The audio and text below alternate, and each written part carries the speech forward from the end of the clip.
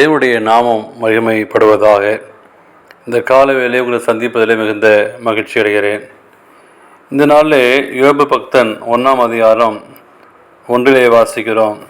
அந்த மனுஷன் உத்தமனும் சன்மார்க்கனும் தேவனுக்கு பயந்து பொல்லாப்புக்கு விலங்குவனுமாய் இருக்கிறான்.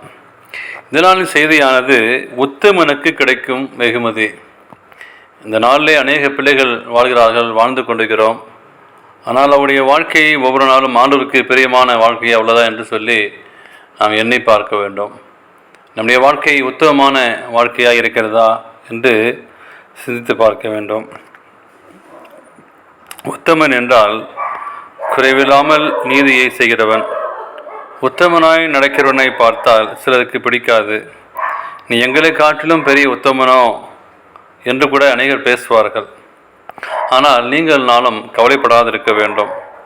கர்த்தரை நேசிக்கிற பிள்ளைகள் அவர்கள் ஒருபோதும் கைவிடுவதில்லை. ஏனென்றால் கர்த்தரிய சொல்லை கேட்டு அதுபடி நடக்கிறவர்களுக்கு தேவன் அநேக விதிமுறை வழங்குகிறார். இந்த நாளில் ஒரு 4 விதமான காரியத்தை நாம் படிக்க இருக்கிறோம். முதலாவது, நன்மையை வழங்குகிறார்.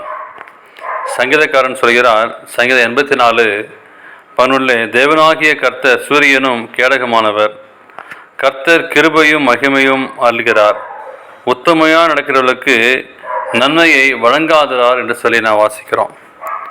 நம்முடைய வாழ்க்கையிலே ஆண்டவர் நன்மையை செய்யக்கூடிய தேவனாக இருக்கிறார்.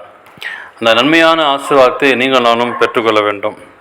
இரண்டாவதாக, ஆண்டவர் கொடுக்கின்ற ஒரு ஆசீர்வாதம், உத்தமனுக்கு கிடைக்கின்ற வெகுமதி, சந்ததியை பெருக பண்ணுகிறார் என்று சொல்லி வாசிக்கிறோம். ஆதியாகமம் 22:17 வாசிக்கிறோம், நான் உன்னை ஆசீர்வதிக்கவே ஆசீர்வதித்து உன் சந்ததியை வானத்து நட்சத்திரை போலவும் கடற்கரை மணலை போலவும் பெருக பண்ணுவேன் என்றும் உன் சந்ததியார் தங்கள் சத்துக்களின் வாசல்களை சுதந்திரத்துக் கொள்வார்கள் என்றும் கர்த்தர் ஆசீர்வதித்தார்.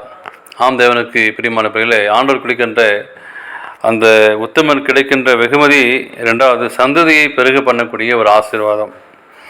மூன்றாவதாக, கேடகமாய் பாதுகாவலாய் இருக்கிறார் என்று சொல்லி சாலமோன் ஞானி நீதிமொழிகளே சொல்கிறார். 2ஆம் அதிகாரம் 7, அவர் நீதிமான்கள் என்று மெய் ஞானத்தை வைத்திருக்கிறார், உத்தமமாக நடக்கிறவர்களுக்கு அவர் கேடகமாய் இருக்கிறார் என்று சொல்லி கர்த்தர் உரைக்கிறார்.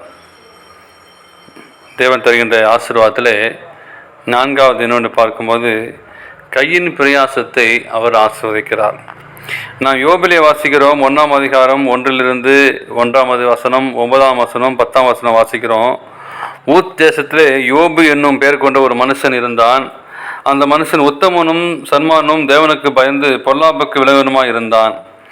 அதற்கு சாத்தான் கர்த்தருக்கு பிரயுத்தமாக, யோபு விருதாவாக தேவனுக்கு பயந்து நடக்கிறான், நீர் அவனையும் அவன் வீட்டையும் அவனுக்கு உண்டான எல்லாவற்றையும் சுற்றி வேலடிக்கவில்லையோ, அவன் கையின் கிரியையை ஆசீர்வதித்து அவன் சம்பத்து தேசத்தில் பெருகிற்று என்றான். ஆனால் உத்தமமாக நடக்கிறவர்களை இன்றும் சாத்தான் வீழ்த்த முயற்சிக்கிறான்.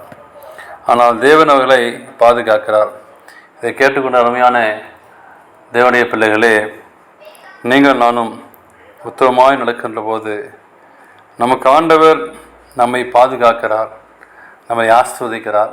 சாத்தானுடைய தீண்டுதல் இல்லாதபடி நம்மளால் வாழ முடியும். அப்படியேப்பட்ட வாழ்க்கை வாழ்ந்து தேவனுக்கு பிரியமாய் வாழ்ந்து ஆசீர்வாதத்தை பெற்றுக்கொள்ள தேவன் தாமே கிருபை செய்வாராக. ஆமேன்.